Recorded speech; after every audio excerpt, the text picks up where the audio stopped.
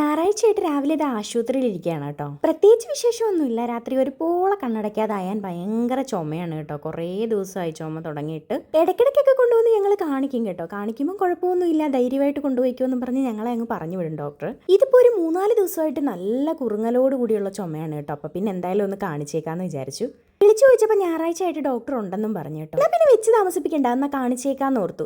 അങ്ങനെ ഞങ്ങൾ വന്നപ്പോൾ ഇവിടെ നല്ല അടിപൊളിയായിട്ട് പുൽക്കൂടൊക്കെ ഡെക്കറേറ്റ് ചെയ്ത് വെച്ചേക്കുന്നുണ്ട്. എന്ത് ഭംഗിയായിട്ടുണ്ടല്ലേ. എനിക്ക് തോന്നുന്നു ഇതുവരെ കണ്ടിട്ടില്ല ഇത്രയും രസമായിട്ട് ഡെക്കറേറ്റ് ചെയ്ത് വെച്ചേക്കുന്നത്. അത് കണ്ടപ്പോൾ അയിമാക്കാണെ അതിലൊന്ന് തൊടണം എന്ന് ഭയങ്കര ആഗ്രഹം. ആദ്യമൊക്കെ ഞാൻ വിലക്കിയെങ്കിലും പിന്നീട് പിള്ളേരൊക്കെ പോയി തൊടുന്ന കണ്ടപ്പോൾ ഞാൻ പറഞ്ഞു ജസ്റ്റ് ഒന്ന് ഓടിപ്പോയി തൊട്ടിട്ട് വന്നോ എന്ന് പറഞ്ഞപ്പോൾ പുള്ളിക്കാരിക്ക് ഹാപ്പിയായി കേട്ടോ.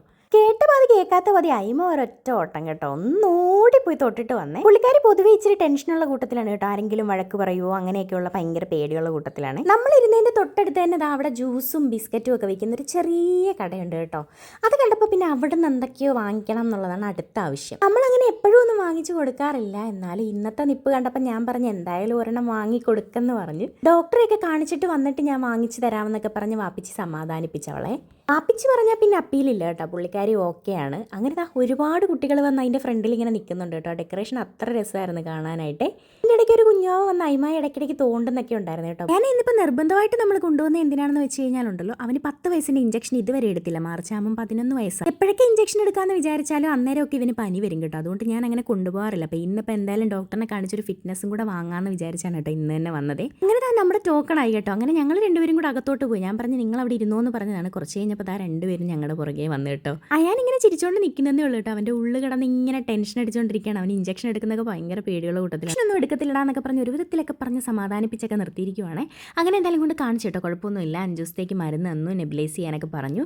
അങ്ങനെ എന്തായാലും മരുന്ന് വാങ്ങിക്കാനായിട്ടുള്ള ക്യൂവിൽ നിൽക്കുകയാണ് കേട്ടോ. അപ്പോഴാണ് അയാൻ ചോദിക്കുന്നത് ഉമ്മച്ചി ഇഞ്ചക്ഷൻ എന്തോരം വേദന ഉണ്ടാവും എന്നൊക്കെ. അപ്പോൾ ഞാൻ ചെറുതായിട്ടൊന്ന് നുള്ളി കാണിച്ചിട്ട് പറഞ്ഞാൽ അവൻ നുള്ളുന്ന വേദന ഉണ്ടാവത്തുള്ളൂ, ഒരുപാടൊന്നും ഉണ്ടാവത്തില്ല എന്നൊക്കെ പറഞ്ഞ് അവൻ്റെ അടുത്ത് കാണിച്ചു കൊടുക്കുകയാണ് കേട്ടോ.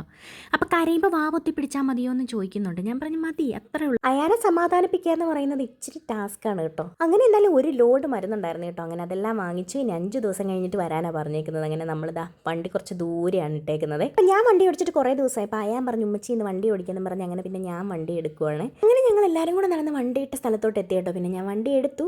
ഒരുപാട് ദിവസം കൂടിയിരുന്ന് എടുത്തത് കൊണ്ട് ഒരു മടുപ്പുണ്ടായിരുന്നു. എന്നാലും കുഴപ്പമില്ല. ആദ്യത്തെ ഒരു ബുദ്ധിമുട്ടേ ഉള്ളായിരുന്നു. പിന്നെ അങ്ങ് സെറ്റായി.